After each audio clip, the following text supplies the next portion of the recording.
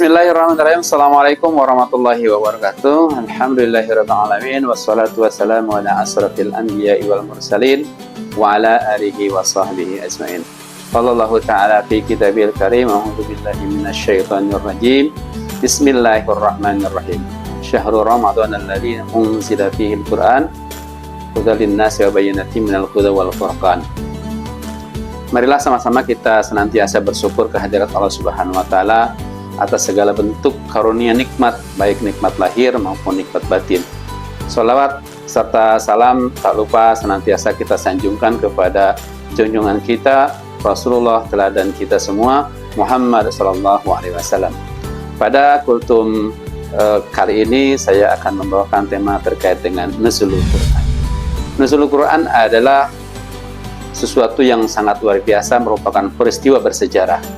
Allah memberikan syariah kepada umat Islam dalam 12 bulan, ada satu bulan yang sangat luar biasa, yaitu bulan Ramadan.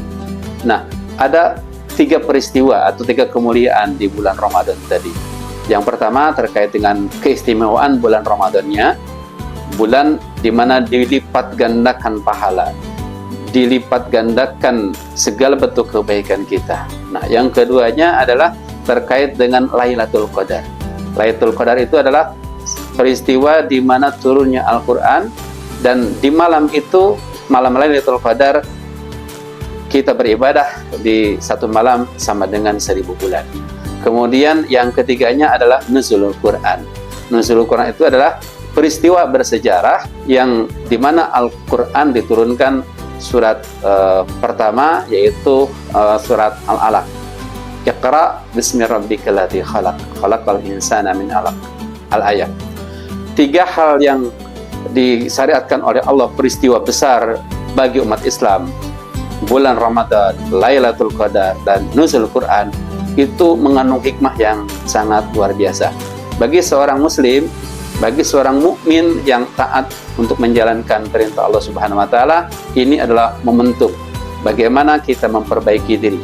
Jadikan bulan Ramadan itu sebagai universitas bagi kita, bagi peningkatan pribadi kita, bagi peningkatan amaliyah ibadah kita, bagi peningkatan rasa empati kita, agar ketika selesai di bulan Ramadan, selesai kita melaksanakan 1 bulan penuh puasa, kita mendapatkan gelar tatakun dan jiwa kita menjadi fitri kembali. Makanya di saat dikatakan Idul Fitri, hari di mana kita kembali ke fitrahnya.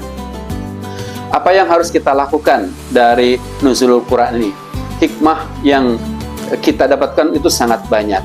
Makanya kenapa malam Nuzulul Quran itu punya banyak kemuliaan. Yang pertama adalah malam di mana diturunkannya Al-Quran.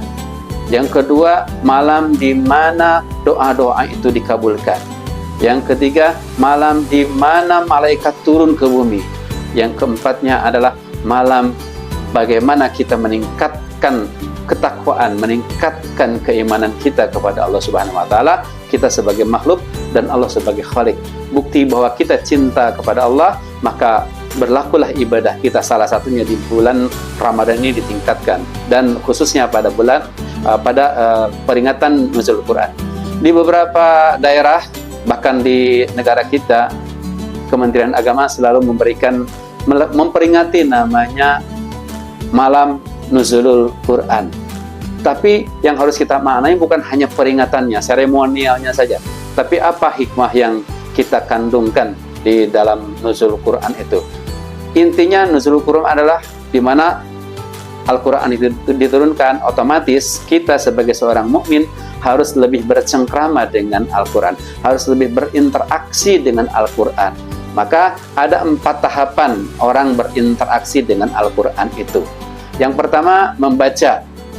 Nah, hanya membaca, 1 huruf kita membaca Al-Quran, maka 10 kebaikan yang Allah berikan. Bagaimana orang-orang mukmin itu harusnya termotivasi untuk membaca Al-Quran, karena Al-Quran adalah mukjizat yang sangat mulia. Setiap tahun kita khatmul Quran, bahkan ada yang setiap bulan kita khatmul Quran. Bagaimana kita membaca Quran setiap hari, setiap saat, diulang-ulang sampai tamat, sampai khatam, tapi tidak ada rasa bosannya ketika membaca Al-Quran. Artinya apa? Allah mengatakan, inna nahnu nazzalna dzikra wa inna lahu lahafidun. Kami yang menurunkan Al-Quran dan kami juga yang akan menjaganya. Menjaga dalam bentuk fisik, menjaga dalam bentuk hafalan di hati sanubari orang-orang mukmin. Yang kedua, orang yang berinteraksi dengan Al-Quran itu tahapannya adalah menghafal. Banyak di antara kita yang hafiz 30 juz, bahkan ada sebuah hadis yang mengatakan bahwa kita nanti ditempatkan di surga itu berdasarkan hafalannya kita. Betapa Allah sangat memberikan kemuliaan kepada seorang hafiz. Fisiknya dijaga, otaknya dijaga, akalnya dijaga, hatinya dijaga sama Al-Quran itu sendiri. Ketika Aisyah ditanya sama para sahabat, siapakah itu Rasulullah? Rasulullah atau Aisyah berkata bahwa Rasulullah adalah Al-Quran yang berjalan. Itu yang kedua. Kemudian yang ketiga adalah memahami Al-Quran, memaknai Al-Quran, mengerti kandungan Al-Quran. Kita harus masuk pada tahapan yang ketiga. Bagaimana caranya setiap ayat yang kita baca, itu kita pahami, kita ejawantahkan, kita maknai, sehingga kita bisa mempelajari Al-Quran. Dan masuk yang keempat, tahapan yang keempat adalah bagaimana caranya kita mengamalkan Al-Quran. Jadi tahapan yang pertama membaca, tahapan yang kedua menghafal, tahapan yang ketiganya memaknai atau mengerti kandungannya, dan tahapan yang keempat mengamalkannya. Insya Allah ketika kita mampu melaksanakan empat hal yang tadi saya sampaikan, kita sebagai seorang muslim sudah berpegang teguh kepada ajaran Allah, sudah berpegang teguh kepada Al-Quran sebagai pedoman hidup kita. Mudah-mudahan kita senantiasa diberikan keluangan waktu, diberikan kesehatan untuk terus bercengkrama dengan Al-Quran, untuk terus berinteraksi dengan Al-Quran sebagai perwujudan bahwa kita sebagai seorang mukmin yang bertakwa. Terima kasih. Wassalamualaikum warahmatullahi wabarakatuh.